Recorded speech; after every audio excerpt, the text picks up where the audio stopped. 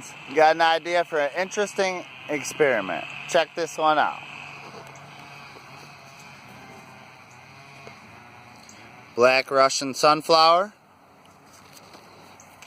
We're going to plant one to the north side of each tomato.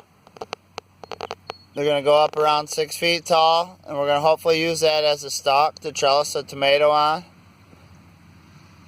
And their spacing is about 2 feet, and we have the tomatoes just over 2 feet.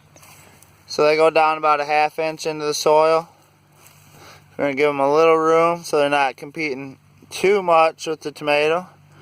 And they're going to come along in each one here, push it back just a little bit, go right into the soil. And just a little ½ inch hole on each one here.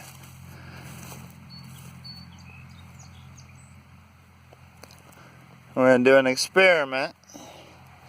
Maybe just along the back row here. Maybe do some more traditional stakes on the other ones, but just see how that works. And if they do happen to fall over, maybe we'll help them find their way to that fence over there. They can fight with the cucumbers a little bit. So that's the idea.